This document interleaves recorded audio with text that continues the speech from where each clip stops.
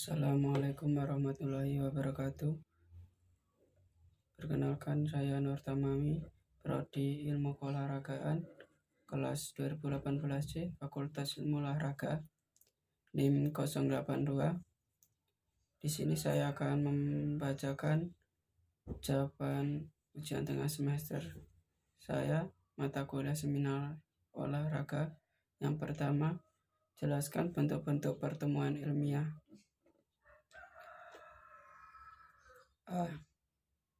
Konferensi merupakan suatu pertemuan resmi para ahli atau pakar dari berbagai instansi dan lembaga dengan tujuan para ahli atau pakar dari berbagai instansi dan lembaga dengan tujuan mencoba menyepakati hal-hal yang penting dan khusus sehingga diperoleh hasil yang lebih baik atau memadai karena diungkapkan dari pemikiran-pemikiran para ahli. Kongres merupakan forum bertemunya wakil-wakil yang berwenang dari suatu kelompok atau organisasi yang mempunyai kekuasaan tinggi dalam menentukan pedoman kebijakan-kebijakan, program kegiatan, dan ada kalanya membentuk kepengurusan dari kelompok atau organisasi. Seminar merupakan pertemuan ilmiah yang membahas masalah yang diikuti banyak peserta dan mereka yang ahli di bidangnya yang pada akhirnya akan memperoleh suatu rumusan yang disepakati bersama. Simposium merupakan suatu rangkaian ceramah yang diberikan oleh 2 atau sampai 5 orang dengan topik yang berlainan tetapi berhubungan erat satu sama lain yang bertujuan untuk memberikan kesempatan kepada peserta untuk menganalisis beberapa aspek yang saling berhubungan dan dapat diperdebatkan, serta membantu peserta untuk dapat mengerti hubungan dari macam-macam bagian dari satu tajuk atau inti permasalahan. Lokakarya merupakan pertemuan dari orang-orang yang berpengalaman dan bertanggung jawab dan ahli-ahli yang dapat bantu peserta guna membicarakan masalah atau pelajaran mereka yang dirasa sukar untuk dipecahkan sendiri dan bersama-sama. Saya mencari solusinya. Panel atau diskusi panel merupakan suatu pertemuan untuk mendengar percakapan antara 3 sampai 6 orang penulis yang mengemukakan topik-topik tertentu atau topik yang spesifik yang telah ditentukan terlebih dahulu dan dipimpin oleh seorang moderator untuk didiskusikan bersama sehingga diperoleh masukan tentang pendapat-pendapat yang berbeda dan peserta distimulus untuk berdiskusi. Diskusi merupakan pembicaraan mengenai hanya satu topik dengan tujuan untuk merumuskan kepentingan bersama. Forum, suatu diskusi terbimbing yang diikuti banyak peserta, misalnya sekitar 25 orang dengan narasumber yang mendiskusikan berbagai masalah. Debat, sebuah metode pertemuan di mana pihak yang pro dan kontra dapat menyampaikan pendapat.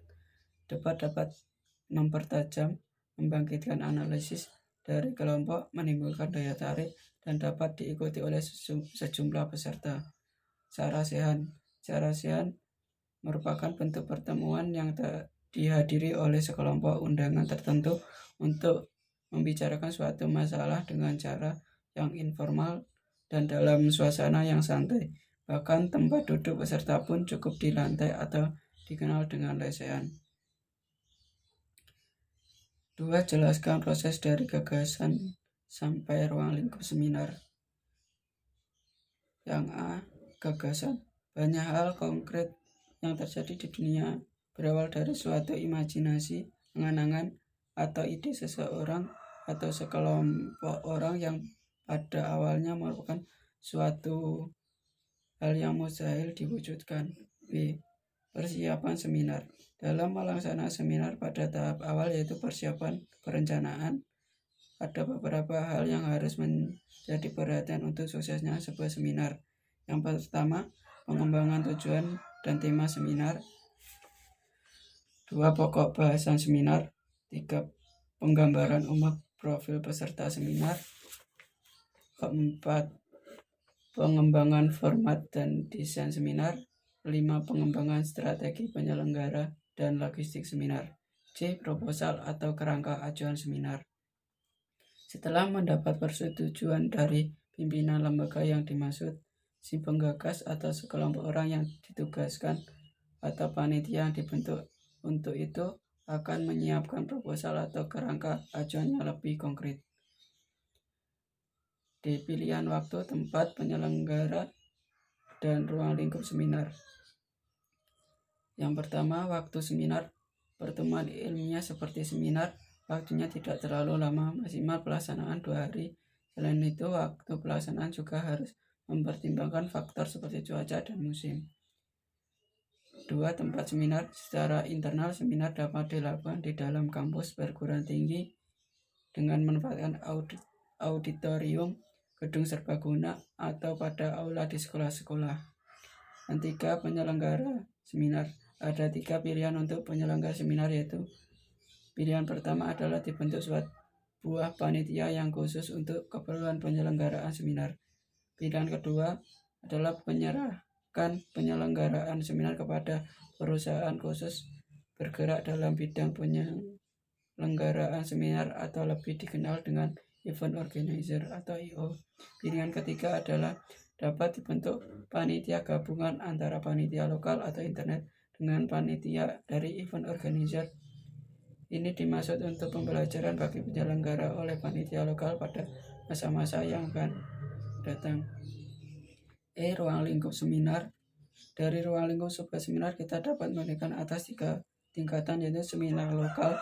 Seminar ini mempunyai cakupan kecil baik jumlah peserta maupun materi yang diseminarkan dan biasanya dilaksanakan di kampus-kampus perguruan tinggi dengan pemakalah lokal dan pesertanya para mahasiswa perguruan tinggi tersebut. Seminar nasional. Seminar ini cakupannya lebih luas dibandingkan dengan seminar lokal. Pesertanya berasal dari berbagai tempat atau daerah. Materinya yang tentunya lebih berbobot dan tempat penyelenggaraannya biasanya dilakukan di hotel besar atau balai sidang. Seminar internasional. Seminar ini dihadiri oleh peserta yang berasal dari dalam maupun luar negeri. Membahas isu-isu global. Penyelenggaraan seminar internasional agak sedikit merepotkan dibandingkan seminar nasional, di mana harus menyediakan fasilitas yang tidak diperlukan dalam seminar nasional seperti penerjemah dan petugas yang bisa berbahasa asing. 3. Jelaskan pengertian dan tugas pokok para pelaku seminar yang terdiri dari A. Pembawa acara. Pembawa acara adalah seorang pembawa acara hendaknya dapat membuat dan menciptakan suasana seminar menjadi bergairah, hangat, dan bersahabat serta tidak monoton sehingga tidak membosankan para peserta. B. Keynote speaker. Keynote speaker atau pembicara kunci adalah sosok yang diharapkan dapat memberikan pengaruh yang signifikan atau nilai tambah terhadap suksesnya sebuah seminar, dan biasanya mereka adalah orang atau tokoh penting dalam pemerintah atau negara dan bisa juga tokoh masyarakat yang berpengaruh. C. Moderator. Moderator atau yang juga disebut pemandu acara adalah orang yang memimpin jalannya sebuah seminar. D. Notulis. Notulis berfungsi merekam jalannya seminar dan diskusi acara tertulis, dan notulis juga harus siap memberikan informasi kepada moderator. E. Pengamat. Sesuai dengan namanya, maka seorang pengamat hanya berusaha untuk mengamati jalannya seminar termasuk diskusi kalau ada. F. Pemakalah. Pemakalah juga sering disebut sebagai penceramah. Hal ini dikarenakan pemakalah adalah orang yang membuat atau menyiapkan sebuah dan sekaligus memaparkan dalam bentuk ceramah di depan peserta seminar. G. Pembanding atau penyangga. Pembanding dalam sebuah seminar adalah pemakalah lain yang materinya merupakan pembanding dari materi pemakalah utama. Tugas pembanding adalah menyampaikan penjelasan atau tanggapan terhadap pemakalah utama dan menjawab pertanyaan dari peserta tentang materi yang disampaikan. Peserta.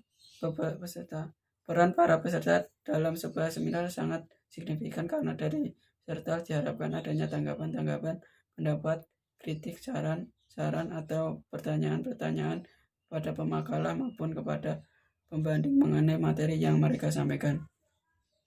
Tim pengurus. Dalam sebuah seminar ada kalanya dibentuk suatu tim pengurus yang bekerja. Pada akhir seminar, tim pengurus biasanya diketahui oleh moderator atau peserta yang dianggap sangat pengalaman untuk bersama-sama rumuskan hasil seminar.